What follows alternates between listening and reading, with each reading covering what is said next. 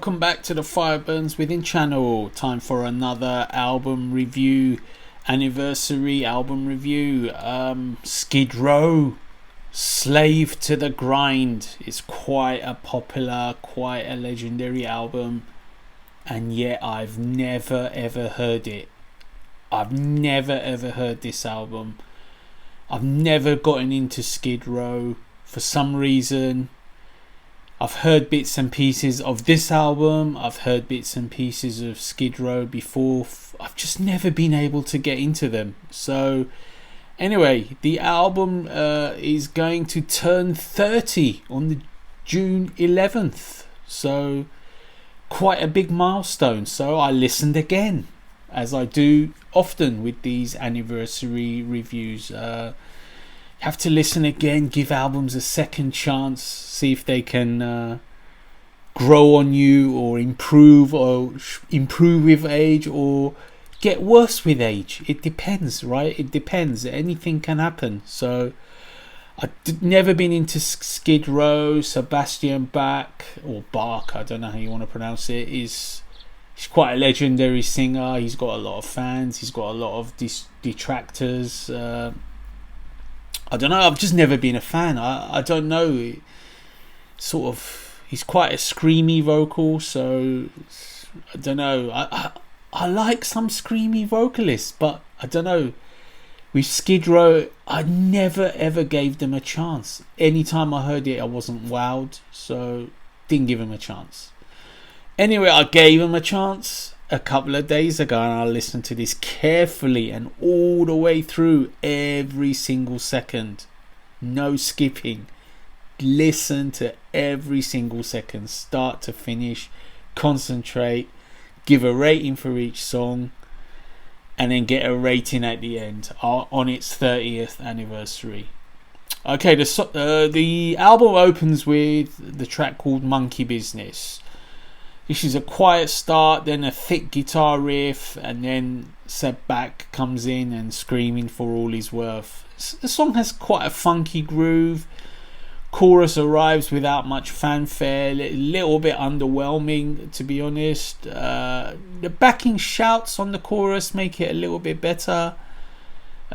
Sebastian Bach is like, he's rasping and screaming and ranting away like no tomorrow on this song. The song has got a raunchy groove, but overall it didn't do a whole lot for me. 6.5 out of 10. Track 2 is the title track, Slave to the Grind. More energetic, more upbeat. I think I've heard this one before, but not for a long time. God knows when I first heard it. The chorus is kind of cool. Backing vocals again add a little bit of character. I like this one a little bit better than the opener, so a 7 out of 10.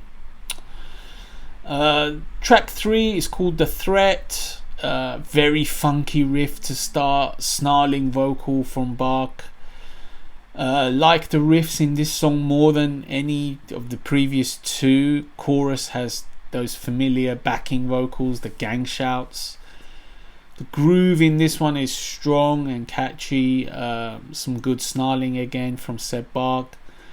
Nice screaming solo. I quite enjoyed this song. This is my favourite so far. 8 out of 10. Track 4 is Quicksand Jesus. I've heard the title of this song a lot when it comes to Skid Row, but I don't even recall ever hearing the song. Acoustic start, which is quite nice. Seb Bach shows his different side, singing quite nice actually. His actual normal singing voice is pretty cool. Then the full guitars come in for the chorus, and Bach uses more of his full power. Not really a fan of this chorus at all. I don't know, the chorus didn't sit well with me. You know, Bach sounded a bit awkward on it from what I've written down here. He didn't really float my boat on it. The solo is at least really cool. Didn't really like this power ballad overall. Just a 6 out of 10. Track 5 is called Psycho Love. It starts off with a funky bass line and a really tasty riff. And then Seb Bach does his usual snarling vocals. He comes in, the chorus soon arrives. It's not really a hooky one. It didn't really catch me. So wanted to like this song because of the great opening riff, but I don't know, it didn't really get going. It's a heavy song, no doubt. Not feeling the chorus much. I mean, it's okay, but it's not really exciting too much. There's a quiet part that follows, which is quite cool actually. I've noticed something about Seb Bach's vocals. He sounds quite a bit like Dave Mustaine at this point. He's got the same snarl as Dave does in some Megadeth songs, which is quite cool actually. But guitar solo is very good in this song. The song I wanted to give about an 8.5, but then I had to tone it down to just a 7.5 because it's good, but it's not as good as all that. So 7.5 for that one. Track 6 is Get the Fuck Out. I think I've heard this one before. Pretty cool riff and groove. Sounds a bit like Dave Mustaine again. Not really a fan of this song either. Lyrics are, pretty funny, I guess. Just some snarling lyrics about being pissed off at somebody for whatever reason. Just 6.5 out of 10 for Get the Fuck Out. Track 7 is Living on a Chain Gang. Seb Bach does his usual snarling vocals, spitting lyrics, hell for leather. He's really going for it on this one. Again, the gang shouts in the chorus. They got the formula on this album, let Bach do his thing, and then the chorus have the rest of the band do gang shouts to add a little bit of backbone. Really, really impressive scream from Bach on the word chain gang. That's what I noticed on that one. Quite enjoyed the song overall, Living on a Chain Gang. The solo was really good on this song, so I'm positive with Living on a Chain Gang. 8 out of 10. Track 8 is called Creep Show. Usual groove riff to start.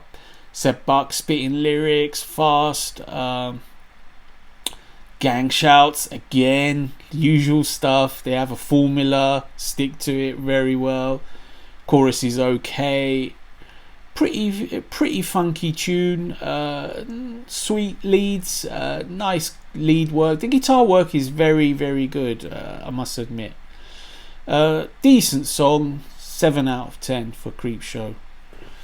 Track 9 is In a Darkened Room. It's another ballad again. Seb Bach shows his melodic side. I like this one much more than Quicksand Jesus. A better feel to it for my taste. Seb Bach gets really quite powerful as the song progresses. I like the chorus melody on this one. One really strong note when he sings the line In a Darkened Room. He really gives it all his worth for that one. This is a solid song. 7.5 out of 10. Track 10 is Riot Act. It's the shortest song on the album. I really like this opening riff. It's aggressive vocal again.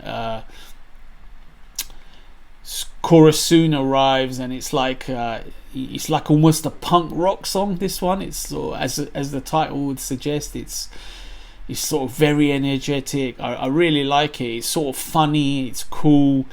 Like the lyrics. Chorus is humorous. Very good lead break again. The guitar work is excellent throughout, must admit. It's much better than I thought it was going to be. I like this short fun tune, Riot Act. 8 out of 10. So we move on to track 11, which is Mudkicker. Steady groove riff to start, then we're off on a dirty riff ride. Steady drums, back snarling like a man possessed. He's really going for it on this one. I like the fun lyrics. Buck's crazy vocals. Riff is groovy. Chorus is a bit boring, but I can just get by on the vibe on this one. Not bad at all. Sort of meaty, swaggering, ballsy tune. 7.5 out of 10. And the final track on the album is called Wasted Time. It's an acoustic start. Seb Bach is crooning again. Power chords kick in, and a decent melody follows. One very well held note by Bach, showing his range, his skill. Usually, as usual, Seb gets more aggressive as the song goes on. This is a decent power ballad and a chance for Sebastian to showcase his very powerful vocals. So 7.5 out of 10 for the final track. So my thoughts on summing up this album on its 30th anniversary. It went okay. I was pleasantly surprised. There are elements in their sound which are drawbacks for me. There are elements which are very impressive.